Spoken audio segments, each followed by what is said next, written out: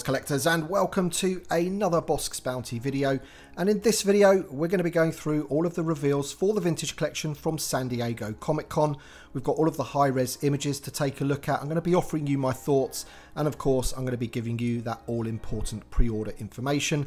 I do apologise that this video is a little bit late, but I was actually travelling to Florida, and here I am making a video on my holiday. But that's dedication for you. But I wanted to give you my thoughts on this video, so hit the like button down below, subscribe if you're new, and we'll get into it. Okay, so the first thing I want to talk about is the best thing in my opinion that was revealed, and that is the Blurrg and Mandalorian set.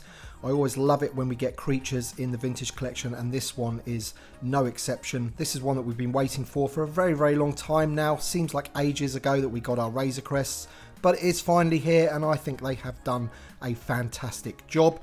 The Mandalorian is a Mandalorian that we've never had before because it's from very, very early on in the Mandalorian series. So he has slightly different armor, and of course this one has been updated with barbell hips so he can ride that Blurrg no problem at all. And of course the Quill figure that we have from a few years back also has those barbell hips as well, so hopefully he'll be on there as well. I don't think I saw any images of them using the Quill figure with the Blurrg, but I am most certainly going to be buying two of these Blurrgs, one for Mando and one for Quill, and I just think it looks awesome. Box art looks amazing, of course. Just think they've done a very, very good job. Next up we have the deluxe Cobb Vanth figure. This is on a Mandalorian card back. We are no longer having those deluxe boxes, which is a very, very good move. However, what I would say is that I'm not a massive fan of these larger card backs either.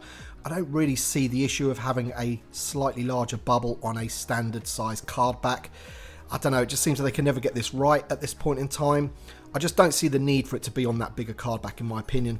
I know it's a small thing to moan about, but you know, consistency with all the other size cards that we have in our collections, I just don't really see it being necessary. They could put some of the accessories behind the figure. I know they want to kind of demonstrate what you're getting for your money because they're charging a deluxe price on this, so they are spreading those accessories out within the bubble.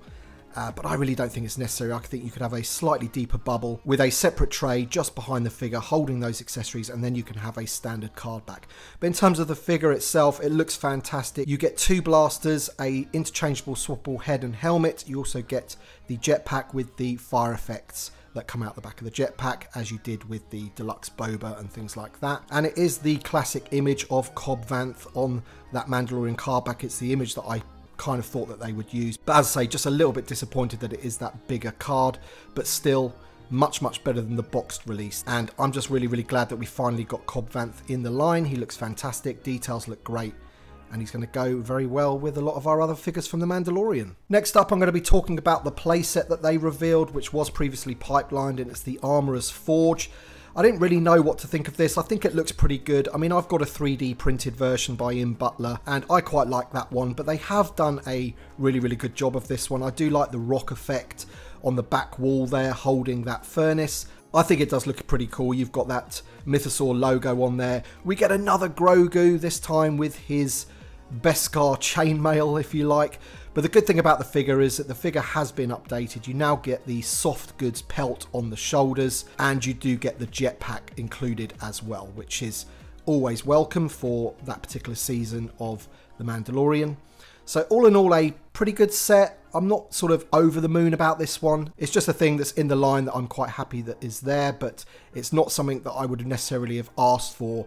You know, if you said, what playset would you like from The Mandalorian? That might not be something that I would have suggested, but all in all, it's pretty cool. The card back for the Armorer is obviously different to the one that we got in the original line. It's an image from inside the forge, and she's got a piece of metal there that she's forging on the card back. Not a bad card back, that one, pretty good. And I did see an image of this card back from San Diego Comic-Con with it in the cabinet, and it was unpunched as well.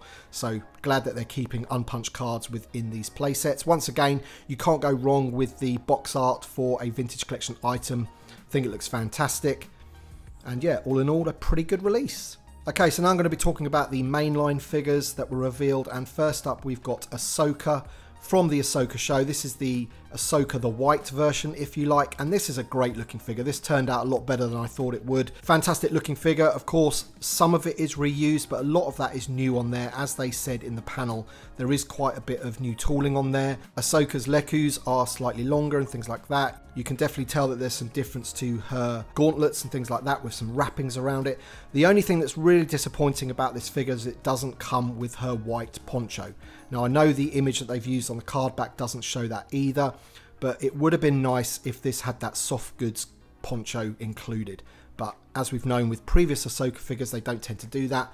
Maybe they will release a deluxe version of this just so that we can get that white poncho. But still, nice looking figure to add to the line. Next up, we have Grand Admiral Thrawn from the Ahsoka show.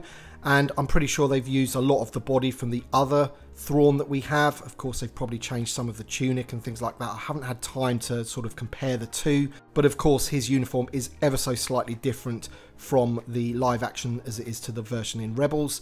The head sculpt on this one looks absolutely fantastic. I think they've done an amazing job with that likeness, and I'm loving the card back there. I have seen some people online suggest, of course, in the show he is, how should I say, has a slightly fuller figure. And that isn't represented in the figure. They've used the same officer sculpt that we've had, quite a few times now. I think it's pretty obvious that they would have done that. I mean, are they really going to fat shame the guy? Probably not. But that is our Grand Admiral Thrawn from the Ahsoka show, and that's what we've got. But yeah, as I said, I love the card back on that one. Really, really good. And before we get on to the pipelines, we have one more reveal, and it is the Jetpack Trooper from Jedi Survivor. Now, this figure looks really, really good. Now, of course, this is quite an easy one for them to do. A lot of the figure is a reuse of the Stormtrooper that we've had. But there is some newness to this figure, particularly the helmet, of course, because it has those tubes coming out and into that sort of breathing box, if you like. And of course he has a jetpack as well, because he's a jetpack trooper. But I think this one looks pretty cool. Anyone that's a fan of the video games are going to enjoy this one. It's just another variation of a trooper to put out there, and card back of that one looks pretty good to me. Of course, it's like an artist's impression, so can't really say too much else about it. It just looks like who it's supposed to look like. And yeah, another figure from a video game. Onto the pipeline reveals, and we have 6 pipelines for the vintage collection. 2 of them are going to make everybody very, very happy, because most people out there have wanted Baylan Skoll and Shin Hati from the Ahsoka series to be made in the vintage collection, and they are going to be coming in 2025. So can't wait to see those. Hopefully they do a better job on those than they did with the Black series, and they're more in scale with each other.